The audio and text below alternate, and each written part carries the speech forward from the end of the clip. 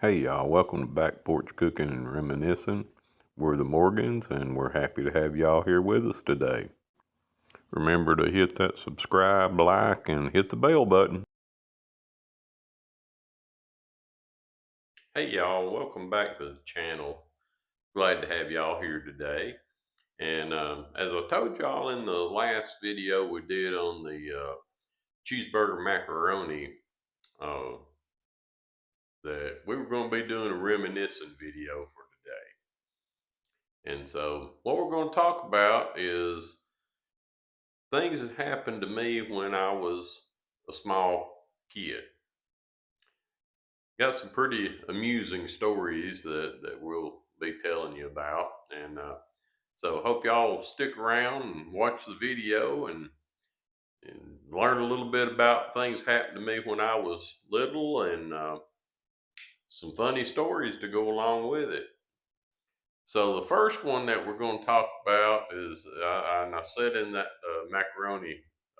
cheeseburger macaroni video, that I was going to tell you about how I almost died when I was 5 years old.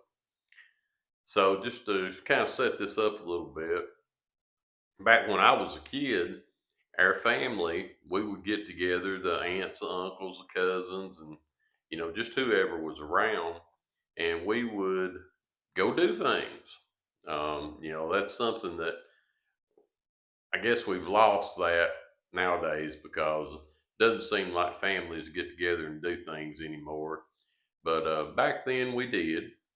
So this one particular weekend, as I said, I was about 5 years old. I remember it like it was just yesterday. But when it's a traumatic thing, you usually do remember that. But anyway, so we all got together one Saturday and decided that we were going to go down to this little place where there was a good sized creek, and that's where people went swimming at. So we went down to this area, and there was probably at least 8, 10, 12 people there, kids and adults as well. And so, everybody's out in the water and everything. Of course, at that age, I couldn't swim, so I had one of the ring floaty things that you stuck your arms up through it and then put it underneath your arms, and that kept you afloat. So I had one of those, and a cousin of mine, she somehow or another got my ring float, and her and the other bigger kids, they were tossing it around and everything. Of course, I was over there. I was in the water, probably about not hardly chest deep, but I was, screaming. I wanted my floaty thing back. Well, eventually, she threw it at me, and it hit me. And when it hit me, it knocked me down, and I went under the water. Now, what's weird about it is that when I went under the water, everything just seemed so peaceful, um, and quiet, but I could still hear the adults and some other people asking, "Where's Roger? Where's Roger?" And then the next thing I knew, this other older kid, he might have been 15, 16 years old at that time. He grabs me by the ankle and just pulls me up out of the water, holding me by one ankle, and starts hitting me on the back, trying to get me to cough up the water and everything. I don't know how long I was underneath the water, but of course it seemed like an eternity to me, but probably wasn't just a few seconds. But anyway, he pretty much saved my life that day because if he hadn't seen me, I don't know if anybody would have figured out where I was and got me out of the water. So that's the story on how I almost died when I was 5 years old. Now, talking about us getting together as a family and going and doing things. Well, one of the things that we did quite often was a lot of us would get together and go out to an area where that we could shoot guns. Of course, back in that day, again, it's just something everybody did.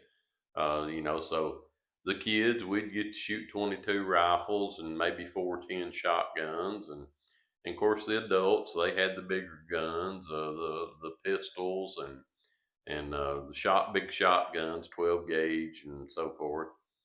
But my dad and my uncle, they had muzzle loaders, and I was always aggravating my dad to try to get him to let me shoot that muzzle loader. And of course, he would always tell me, "You're not big enough to shoot a muzzle loader. You're not big enough." But I kept on at him. And so eventually we went out to shoot one weekend, and I started on him about the muzzle loader. And he said, "Okay, I'm going to let you shoot it." And of course, I was happy as I could be. So he loaded the muzzle loader up. Now, I don't know if he loaded it a full load or if you could even load it a partial load or what, but he loaded it up and he handed it to me and showed me how to hold it and everything. And he says, "Now you got to hold on really tight because it's going to kick." Well, I'd shot the 410 shotguns before. They kicked a little bit, but not that much. And so when he said it was going to kick, that's kind of what I was expecting, was that it would just be a kick like a little 410. So everybody backs up and gives me room. And he says, "All right, you're ready to go. Just pull the trigger when you feel like you're ready." So I aimed down on the target that was out in front of me and pulled the trigger. And next thing I knew, I was laying on my back with a gun pointed straight up in the air. And that muzzleloader had kicked so hard that it just knocked me off my feet. And I don't know, I was probably maybe 8, 9 years old at that time. And but needless to say, after that, I never asked my dad to let me shoot that muzzleloader anymore. Another story about when that we would go out during the times that we would be shooting guns.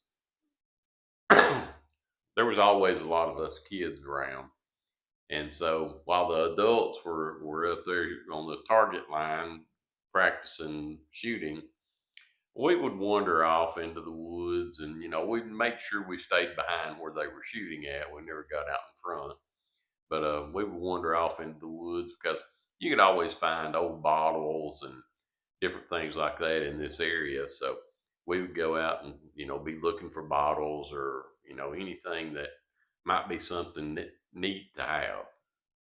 So this one particular day, we ran up on this stump. Now this stump, somebody had cut the tree off. Probably, I don't know, it's probably a couple foot, maybe 2.5 feet high. But it had a big hole in the bottom of it. We got to looking around and we could see that there was chicken feathers in that hole. So, us kids being, inquisitive and wondering, why in the world is there chicken feathers in that hole on this stump? So somebody finds a long stick and we start sticking the stick up in that hole. Nothing ever came out. And of course, after a minute or so, we got tired of sticking the stick up in the hole. And so we walked away. Well, we told one of the older kids, and actually it was the the one that had pulled me out of the water when we were at that creek. We told him about the stump and the hole and chicken feathers being in it. And but we went on about our way to do whatever we were doing. Well, the next thing we know, we hear him holler, yell, and we kind of went running toward where he was at, and he had went over to the stump, got that stick, and was poking that stick up in that hole. Well, as he was doing that, eventually this skunk came out of that hole, And of course, it sprayed him down when it came out of that hole. And we got within probably 30, 40 feet of him, and we could smell the skunk smell. And so the funny part of it and the other was that when he got ready to go home that evening, his parents made him ride in the back of the pickup truck. They wouldn't let him in the front because he smelled so bad. And his family, they had a farm. They had cattle and pigs and chickens and the whole 9 yards. So when they got him home, they made him go down to the cow pond with a bar of soap and told him not to come back until that bar of soap was gone. And then they would see if they were going to let him in the house. So he spent the whole afternoon down at the cow pond with a bar of soap trying to scrub that skunk scent off of him. I don't think he ever got all of it off. I think it finally just kind of had to wear itself out.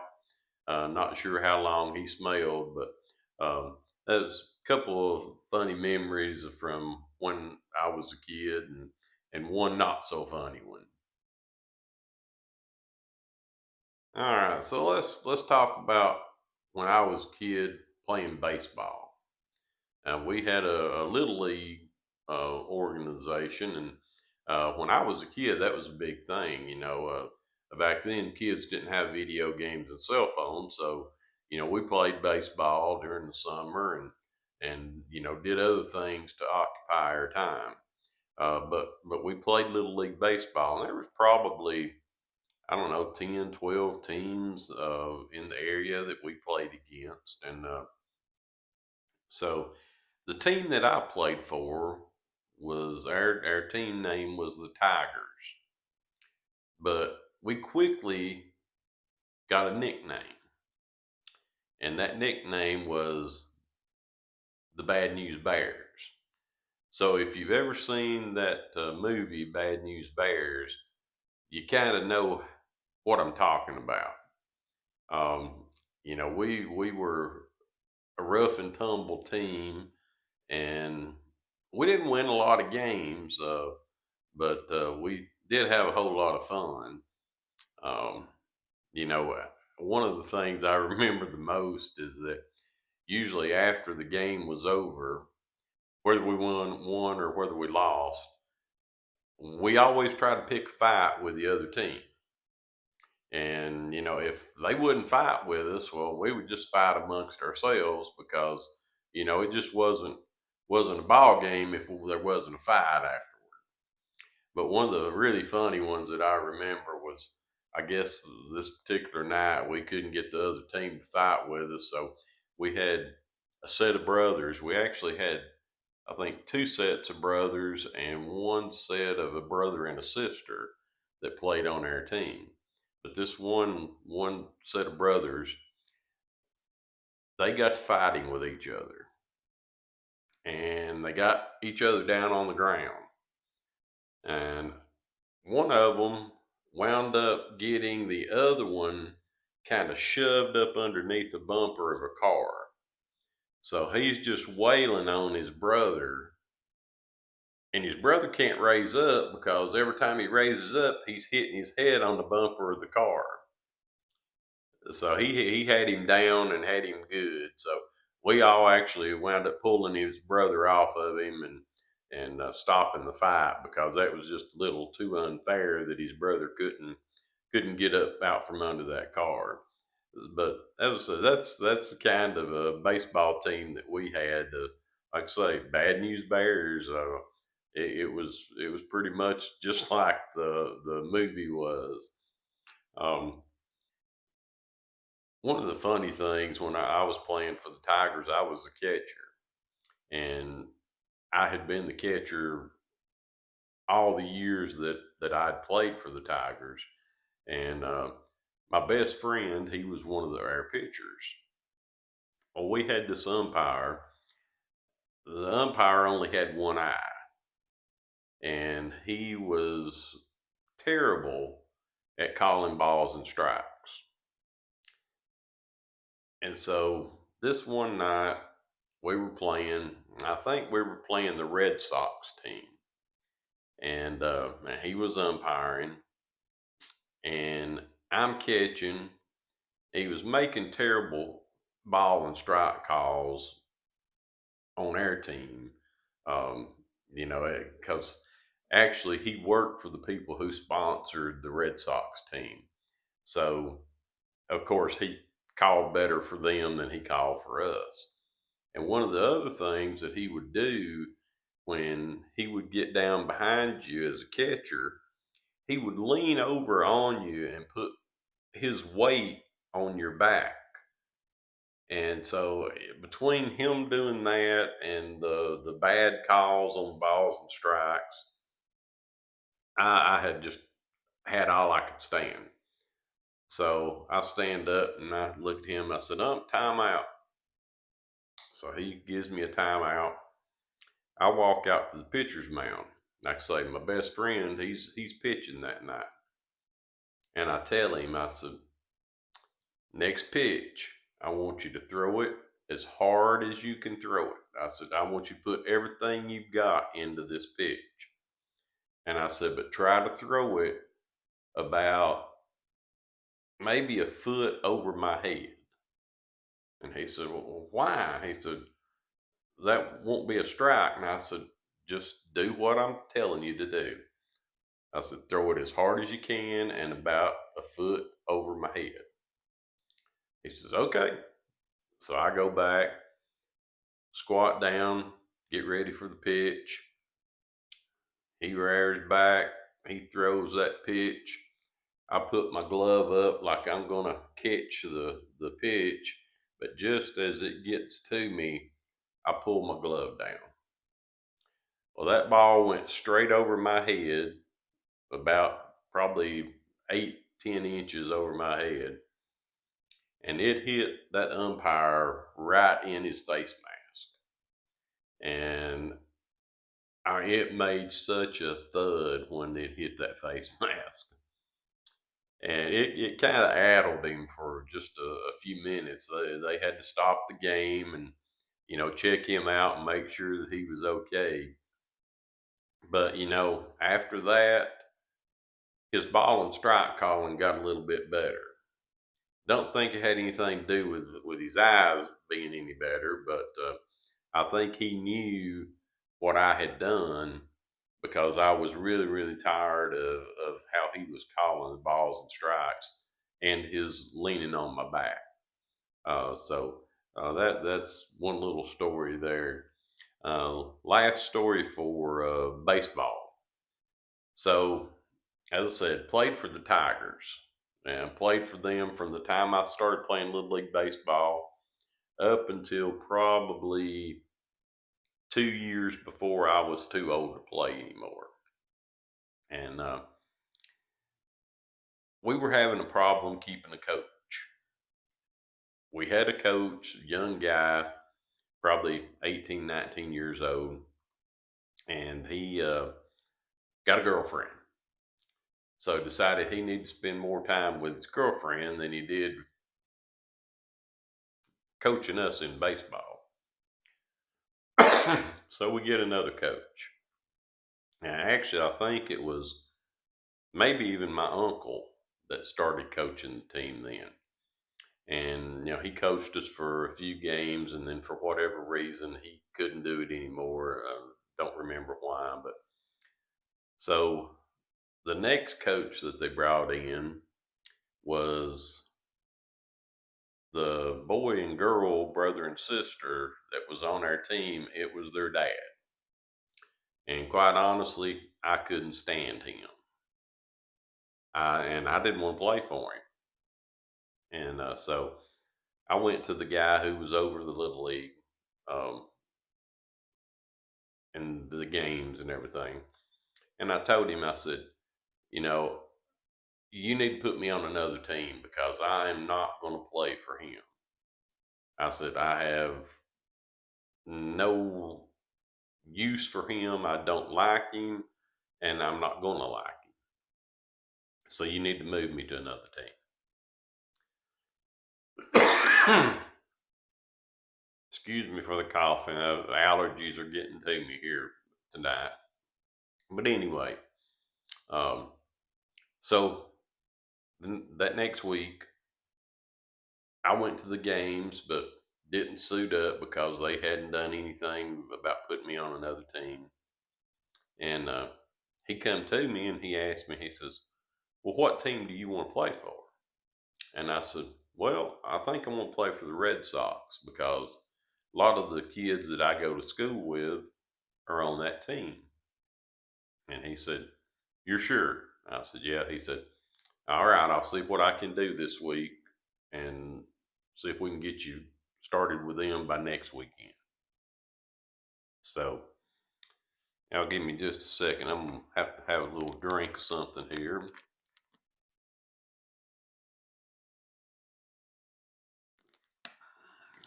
All right, maybe I can go a little longer now. Oh, so the next week rolls around and he tells me that he's got me on the Red Sox team. But here's the funny part.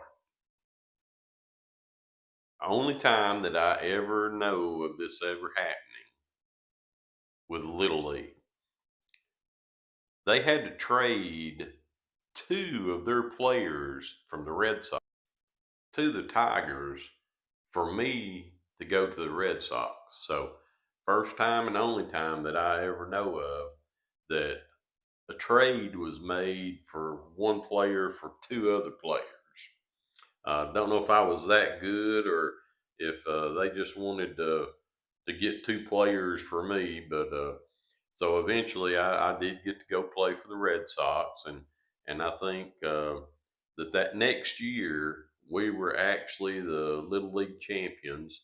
We only lost 1 game. That was the very last game that we played, and that was because our coach said that he felt like that we needed to lose 1 game just so we would know what it felt like to lose. So we did. We won every game we had except for that very last one. So that's the end of our baseball stories for now. And the next one's going to be some hunting stories. So hang on a minute. I'm going to get me something else to drink, and then we'll come back and talk about that. All right. So maybe that getting some coughing and drinking some tea, maybe that'll help me get through this next section. So as I said, we're going to talk about when we would go hunting. And of course, by this time, we're 16, 17 years old, and we'd go deer hunting. Now, there was this little cabin out on the edge of the Gulf where we would all go and go hunting. Pretty good sized cabin. I think it probably had maybe 10 or 12 bunks in it. So, you could put quite a few people in there at one time.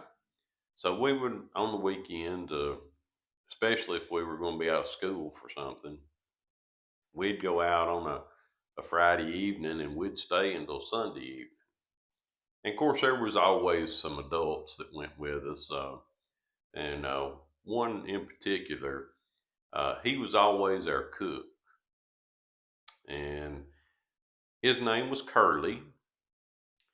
And he was one of the best cooks that I had ever knew other than maybe my mother. But so we would get there, and one of his big things that he always loved to cook for us was breakfast. And he'd make homemade biscuits, homemade gravy, scrambled eggs, fried potatoes, sausage, bacon. You name it, he made it, and it was always so good. Um, he used a ton of pepper in his gravy, and I don't know, back when I was a kid, that just seemed to make it that much better that he used all that pepper in the gravy. So as I said, there was always several of us that was there. Of course, most of us would be anywhere from 13 to 16, 17 years old. The mischievous age. So one of the things that we would do when we were out there, is we would always try to catch somebody asleep, put their hand in a bowl of warm water. Now, for those of you who've never heard that, the old wives' tale was that if somebody was asleep and you put their hand in a bowl of warm water, they would wet their bed. So we always tried to do that. Quite honestly, I don't remember that anybody ever wet the bed, so I'm not sure that that's a wives' tale that's actually true. Because we did get people's hands in water several times. So the last story I'm going to tell you about hunting is we were in the cabin there one night, and as I said, we always had food to cook and everything. So we're all in the cabin, and it's pitch dark because no electricity out there, and the only light that we had some lanterns and we had flashlights. So we're there, and it's probably maybe 12, 1 o'clock in the morning, maybe later, and we hear something over in the kitchen area. And this cabin, it's a 2-room cabin. One room, which is where the stove was at, the wood stove. So that's where everybody always wanted to sleep at, was in that room because that was the warmest room. And then the kitchen was over to the side. So as I say, we hear this racket going on over in the kitchen area. Well, somebody that's in one of the bunks, they turn around and they've got one of these huge flashlights that it lights up everything when they turn it on. So they hit the button on that flashlight, it lights up that whole kitchen area. Now, I swear, y'all, I promise you, there was a gopher rat that when he stood up, he was at least 1.5 to 2 foot tall. The biggest gopher rat that I had ever seen in my life. When that light comes on and it hits him, he comes down off his hind legs. He grabs a loaf of bread. I mean, I'm talking a full loaf of bread. I don't even know if it had been opened. He grabs that loaf of bread and he takes off with it. He's got this loaf of bread in his mouth and he's just leaving with it. Of course, this old cabin, it had holes in it everywhere. So he was able to get that loaf of bread and get outside with it. We never saw the gopher or the loaf of bread again. So that's a few funny stories about things that happened when I was a kid, and hope y'all have enjoyed listening to them. Remember, if you would, and if you haven't already, need you to subscribe, like, and share these videos with your friends, and help us to grow our channel. And we do appreciate y'all taking the time to watch the videos, and hope you'll come back and see us again next week. We'll get a few more on then. So y'all have a good one, and we'll see you on the next video.